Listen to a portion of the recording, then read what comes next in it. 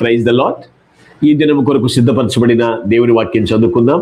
శ్రద్ధగా ఆలకించగలరని మనవి. మార్కు శుభవార్త 1వ అధ్యాయము 41వ వచనం చదువుదాం. ఆయన కనికరపడి చేయి చాపి వానిని ముట్టి, నాకిష్టమే, నీవు శుద్ధుడవు కమ్మని వానితో చెప్పాను. ప్రభునిదుపులారా, ముందుగా మీకు హృదయపూర్వక వందనములు తెలియజేస్తున్నాను. పూర్వకాలంలో ప్రపంచంలో ఏమన్నా కుష్ఠరోగులు ఉన్నారు అంటే వాళ్ళ విషయంలో చూస్తే వాళ్ళు శాపగ్రస్తులు అని లెక్కలో వేసేవాళ్ళండి. ఏ కుష్ఠరోగి కనపడినా వాడు శాపగ్రస్తుడు అంతే. ఎందుకంటే వాళ్ళ నివాసాలు ఎక్కడ ఉండాలి? ఊరు వెలుపల ఉండాలండి వాళ్ళ నివాసాలు. అంటే సమాజానికి దూరంగా ఉండాలి. అంటే వాళ్ళ ఉనికి కూడా ఎవరికి తెలియకూడదు. అలాంటి దయనీయమైన స్థితి ఆనాటి కుష్ఠరోగులది. అయితే ఎప్పుడైనా ఎవరైనా ఆ కుష్ఠరోగులకి మనుషులు ఎదురుపడిపోతే, సడన్గా స్పాంటేనియస్గా ఎదురుపడిపోతే కుష్ఠరోగులు వెంటనే ఏం చేయాలో తెలిసే వాళ్ళు వాళ్ళ ఆ టాప్ లిప్ని, పై లిప్ని మూసుకుని, పైపది మూసుకుని ఏమనాలంటే ఐఎమ్ అన్క్లీన్ అని వెనక్కి వెళ్ళిపోవాలండి. నేను అపవిత్రుడను అని వెనక్కి వెళ్ళిపోవాలి వాళ్ళు. ఇది సడన్గా మనుషులు ఎదురుపడిపోదు. అంత నీచమైన శాపగ్రస్తమైనటువంటి బ్రతుకండి. అలాంటి హృదయ విదారకమైనటువంటి పరిస్థితుల్లో యేసు ప్రభు వరకు కుష్ఠరోగిని స్వస్థపరిచాడు. అసలు ఎదురే పడకూడదు, ఊరి చివర ఉండాలి, సమాజానికి వెలుపల ఉండాలి. అటువంటి వాళ్ళని ప్రభు చూడండి ఎంత స్వస్థపరిచాడు చూడండి. అంతేకాదు వారిని తాకాడు అని ఉంది ఇక్కడ. పిల్లలు గుర్తుపెట్టుకోండి.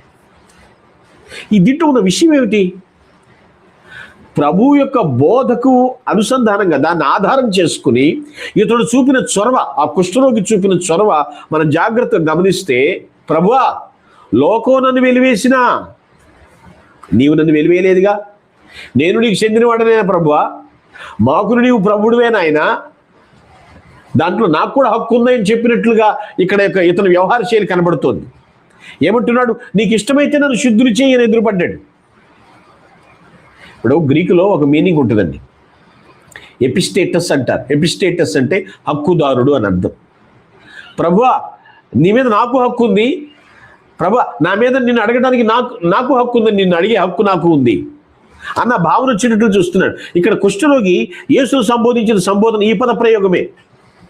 ఏమంటున్నాడు గ్రహించే, యేసు ప్రభువా, నీవు నా మీద హక్కుదారుడువు. ప్రభు ఒక మాట చెప్పాడు, గుర్తుంచుకోండి, నా మందలో చేరని గొర్రెలు ఎన్నో కలవు అంటాడు ఒక చోట. నేను వాటిని కూడా తోడుకొని రావాలి, అప్పుడు కాపరి ఒకటి మంద ఒకటి అవి కాగలరని ప్రభు చెప్పిన మాటలు గుర్తు చేసుకోవాలి. మనం గుర్తుపెట్టుకోండి. అతను ఏమంటున్నాడు? ప్రభువా, నీకు ఇష్టమైతే నన్ను శుద్ధునిగా చేయన్నాడు. శరణు వేరాడు, శరణు కోడుకున్నాడు. యేసు అన్నాడు, కనికరపడి వానిని ముట్టి, నాకు ఇష్టమే, నువ్వు శుద్ధుడు కమ్ము అన్నాడండి. యేసు ప్రభు వారు అతన్ని భౌతికంగా స్వస్థపరచక మునిపే మానసికంగా స్వస్థపరిచాడండి అతను. అంటే ఏంటి తెలుసా? అతన్ని ముట్టాడు. నా జన్మ ధన్యమైపోయింది అనుకున్నాడు ఆ కుష్ఠరోగి. ప్రభు అతన్ని ముట్టాడండి, అతనిపై కనికరపడ్డాడు. ప్రపంచంలో కుష్ఠరోగిని ఎవరు తాకూడదు, కుష్ఠరోగి కూడా ఎవరిని తాకకూడదు. కానీ యేసు ప్రభు వారు ఆ కుష్ఠరోగి ఎడల చూపిన ప్రేమ ఉందా చూసారా? మనము కూడా అలాంటి దీనుడి ఎడల మన యొక్క తీరు మారాలండి, చూపించాలి, కనికరం చూపించాలి. ఆనాడు మదర్ తెరిస్సా గారి గురించి మాట్లాడుతూ ఉంటారు. మదర్ తెరిస్సా గారు దేవుని ప్రేమకు, దేవుని సేవకు ఆమె వాడుకుంది పుల్పిట్ కాదండి, దేవుని ప్రేమే. ఆ ప్రేమను క్రియలో చూపించింది అంతే. యేసుక్రీస్తు ప్రేమ మనల్ని బలవంతం చేస్తుంటే బాధపడేటువంటి మానవత గురించి మనం కనికరపడాలి.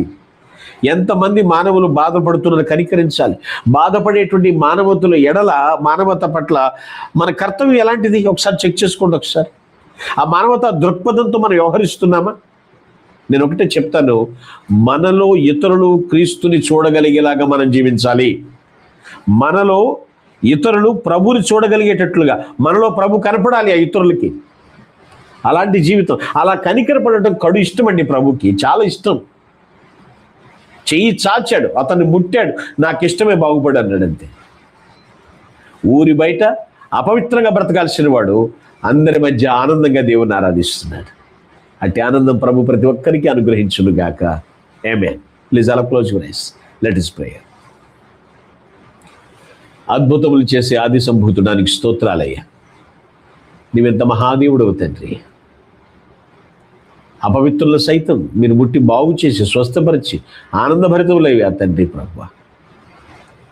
అనేక మందిని మీరు ఆత్మలు రక్షించి కృప చూపించమని యేసయ్య నామమున వేడుతున్నాను దేవా. Amen. Glory to God. Thank you one and all. May God